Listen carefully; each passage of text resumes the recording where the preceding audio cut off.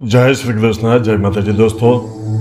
2026નું વર્ષ આંકડાશાસ્ત્ર મુજબ એકના અંકનું વર્ષ છે, જે સૂર્યની નવી ઉર્જા અને નવી શરૂઆતનું પ્રતીક છે। આજે આપણે વાત કરીશું તુલા રાશિના જાતકો માટે મે 2026નો મહિનો કેવો રહેશે। ન્યાય અને સંતુલનના પ્રતીક એવી તુલા રાશિ માટે આ મહિનો પરિવર્તન અને પ્રગતિની અનોખી તકો લઈને આવી રહ્યો છે। આ મહિનામાં આકાશમાં ગ્રહોની સ્થિતિ અત્યંત રસપ્રદ છે। ખાસ કરીને મહિનાના અંતે આવતો બ્લુ મૂન તમારા જીવનમાં કેવા મોટા બદલાવ લાવશે તેની આપણે વિગતવાર ચર્ચા કરીશું। તો આ વિડીયોના અંત સુધી જોડાયેલા રહેજો, કારણ કે આપણે સંબંધોથી લઈને વ્યવસાય સુધીના તમામ પાસાઓ અને સાથે ખાસ ઉપાયો વિશે પણ જાણીશું। નમસ્કાર મિત્રો, મે મહિનામાં ગ્રહોની ચાલ તમારા પક્ષમાં છે। મહિનાની શરૂઆત 1 મેના રોજ વૃશ્ચિક રાશિ પૂર્ણિમા થાય છે। 11 મે એ મંગળ તમારા 7મા ભાવમાં પ્રવેશ કરશે, જે તમારી કાર્યક્ષમતા વધારશે। 14મી મે તમારો રાશિ સ્વામી શુક્ર મિથુન રાશિમાં પ્રવેશ કરશે, જે ભાગ્યમાં વૃદ્ધિ લાવશે। 15મી મે સૂર્ય વૃશ્ચિક રાશિમાં પ્રવેશ કરશે। 31મી મે મહિનાનો સૌથી મોટો ધમાકો એટલે કે ધનુ રાશિમાં બ્લુ મૂન આ એક દુર્લભ ઘટના છે, જે તમારા આત્મવિશ્વાસને નવી ઊંચાઈ પર લઈ જશે। હવે વાત કરીએ તમારી કારકિર્દીની। શનિ આખું વર્ષ તમારા 6ઠા ભાવમાં બિરાજમાન છે, જેનો અર્થ છે કે સફળતા માટે મહેનતનો કોઈ વિકલ્પ નથી। નોકરિયાત વર્ગ માટે 11મી મે સુધીનો સમય સુવર્ણકાળ છે। તમે કોઈ પણ અઘરું કામ ચપટી વગાડતા પૂરું કરશો। જો તમે પ્રમોશન કે ટ્રાન્સફરની રાહ જોઈ રહ્યા છો તો મહિનાનો મધ્યભાગ તમારા માટે ખુશખબરી લાવી શકે છે। વ્યવસાયિકો માટે 15 મે સુધી સૂર્ય ઉચ્ચનો હોવાથી નવી ભાગીદારી માટે શ્રેષ્ઠ સમય છે। મંગળનું 7મા ભાવમાં આગમન તમને વધુ આક્રમક બનાવશે, પણ યાદ રાખજો, ઉતાવળમાં લીધેલા નિર્ણયો નુકસાન કરાવી શકે છે। નાણાકીય દ્રષ્ટિએ મે 2026 મિશ્ર પરિણામ આપશે।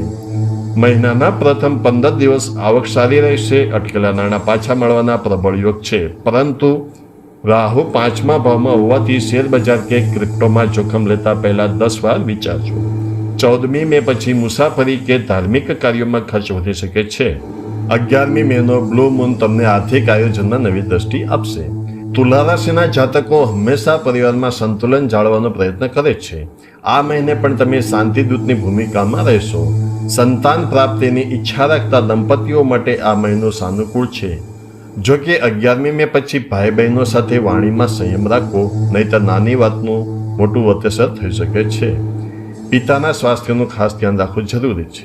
પ્રેમની દુનિયામાં આ મહિનો લાગણીઓથી ભરપૂર રહેશે।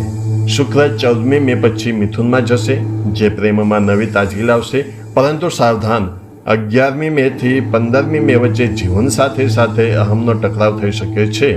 દલીલોમાં પડવાને બદલે એકબીજાને સમજવાનો પ્રયત્ન કરજો।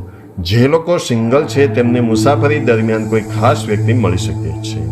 આ રાશિની મહિલાઓ માટે મે મહિનો આત્મવિશ્વાસ વધારનારો છે। સ્વાસ્થ્યની વાત કરીએ તો ખાસ કરીને થાઇરોઇડ કે હોર્મોનલ સમસ્યાઓ ધરાવતી મહિલાઓએ સાવધ રહેવું। પેટમાં દુખાવો કે ચેપ જેવી સમસ્યાઓ મહિનાના બીજા ભાગમાં થઈ શકે છે।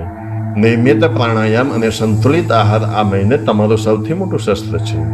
વિદ્યાર્થી મિત્રો, આ મહિનો તમારા માટે કસોટી જેવો છે। શનિ તમને મહેનત કરવા મજબૂર કરશે, જ્યારે રાહુ તમારું ધ્યાન ભટકાવશે। મેનેજમેન્ટ અને આર્ટ્સના વિદ્યાર્થીઓ માટે સમય સારો છે।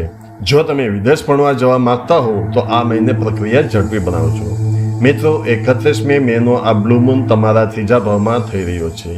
આ ઉર્જા તમારામાં અદ્ભુત સાહસ ભરશે। જો કોઈ નવું કામ શરૂ કરવાના વિચારમાં અટવાયેલા હો તો આ બ્લુ મૂન તમને આગળ વધવાની પ્રેરણા આપશે। લેખન કે કળા સાથે જોડાયેલા લોકો માટે આ ગોલ્ડન ટાઈમ છે। મિત્રો, તમારું રાશિફળ દર મહિનાની 25 તારીખે બપોરે 2 વાગ્યે આપણી ચેનલ લાઈવ એનિક લાઈવ પર મળી જશે, જે જોવાનું ચૂકશો નહીં। હવે નોંધી લો મે 2026ના ખાસ ઉપાયો। તેમાં સૌપ્રથમ છે દરરોજ હનુમાન ચાલીસાનો પાઠ કરવો। તે તમને મંગળ અને શનિના પ્રતિકૂળ પ્રભાવથી બચાવશે। દર રવિવારે સૂર્યનારાયણને જળ ચઢાવો અને આદિત્ય હૃદય સ્તોત્ર વાંચો।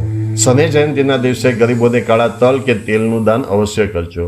તો મિત્રો, મે 2026 તુલા રાશિ માટે સંતુલન અને સમજદારીનો મહિનો છે। ગ્રહો તમને તક આપશે, પણ તેને સફળતામાં બદલવાનું કામ તમારું કર્મનું છે। જો તમને આ માહિતી ગમી હોય તો વિડીયોને લાઇક કરો અને તમારી રાશિના મિત્રો સાથે શેર કરો। ચેનલને સબસ્ક્રાઇબ કરવાનું ભૂલતા નહીં। જય શ્રી કૃષ્ણ, જય માતાજી।